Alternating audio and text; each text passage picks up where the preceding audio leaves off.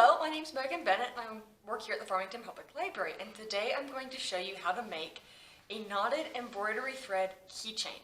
Now if that sounds familiar at all, you may have heard of friendship bracelets, or your friends may have made friendship bracelets out of knotted embroidery thread. It's the exact same principle, we're just making it into a keychain instead of a friendship bracelet. So what you're going to do is you're going to come to the reference desk and you're going to pick up an envelope like this. Alright, so now that we're here, you can see the envelope, and let's see what's in here. Oh, we got a rack card, which tells you all the things you already saw this time.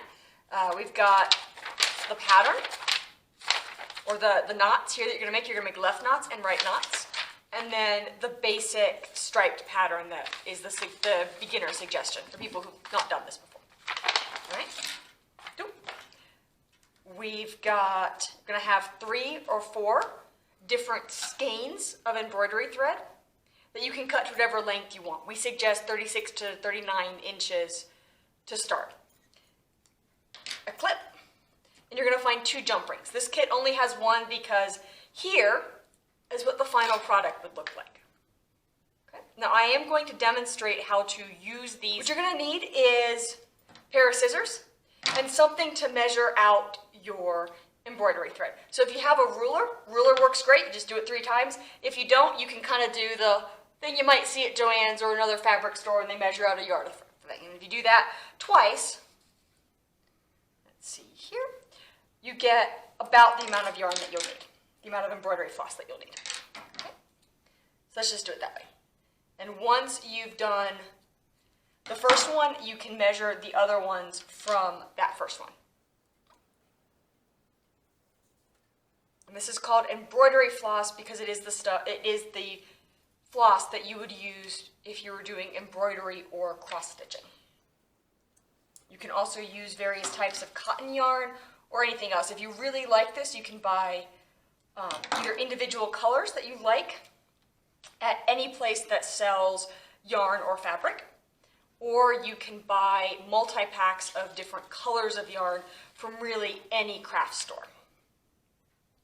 And I found that the less expensive stuff tends to actually work better and hold up together better, for what that's worth. All right, and if you ever have trouble finding an end, like this one just does not wish to come apart, you can take the bits off and kind of open it up until eventually one of the ends comes clear. So there's the end I'm looking for. It'll just make a mess out of the yarn, but not really a big deal. And all you want to do is take your cut thread, fold it in half, and put it through the jump ring. Okay. This is the fiddly bit. And then you're going to pull the rest of the yarn through that, like a little half knot. Now if you want, you can take that clothespin that we gave you, and if you have, say, a legal pad or a clipboard, you would just do this and hold it on there, just like that. If you don't, you can grab some tape, Scotch tape or painter's tape will do, and just tie it like that. Don't use packing tape or duct tape.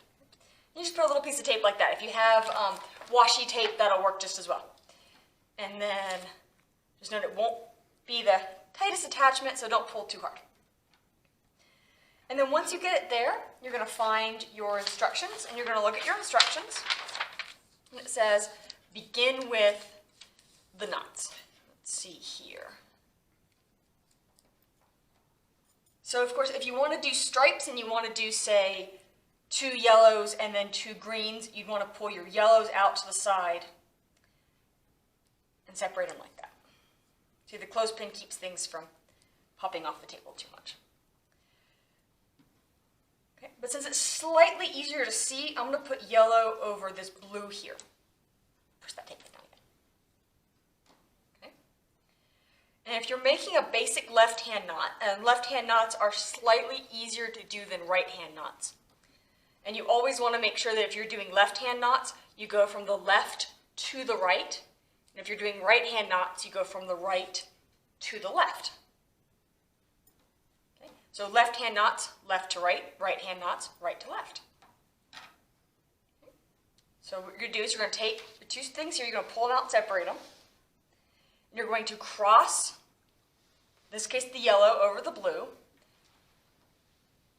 And it's a little bit hard to describe, but you're going to pull your finger down like that, still keep the colors crossed, and then you're going to twist the yellow through the loop there and pull it through.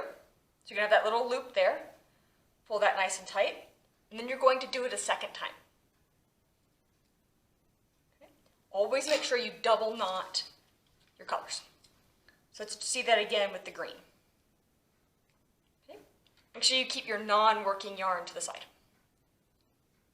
So again, pull down, cross over, up and through. Okay. And sometimes it helps to pull anything that you've already worked on to the side and hold on to it so that you can keep your tension. Now if it does something like that, don't worry about it. Just pull it through and check your knot. So see, that just came undone. That happens. Untie your knot, do it again. It's not particularly a big deal. And if you realize you've made a mistake, you've tied your knots the wrong way, just turn it over and carefully pull the blue knot, since that was the one we tied down. Just carefully pull it out of the yellow. Sometimes the embroidery thread will split. Don't worry about that either. If it splits, if it splits too badly, you might need to start over again. But since you're at a beginning point like this, it wouldn't be a particularly big deal. If you're near the end, just be a little more careful. Like if you were at the end here, just carefully separate the strands and kind of twist them back together again. Now, that was not the best example. You'll notice here that I did stripes and left-hand knots and then right-hand knots. You'll always have one fewer knot than you do total strands. So if you have 8 strands in this case, you'll have 7 knots. And I did my colors 2 by 2. And then on this side I did right-hand knots, and it looks the exact same. Okay? So left-hand knots go that way, right-hand knots go that way. And at the end, use an overhand knot. And so as long as you want, use an overhand knot, and then cut an inch or 2 off the end. Okay? Fun little exercise. I enjoy making these things. Remember, you need to pick this up at the reference desk, which is over by the computers and the reference section. So have a nice day.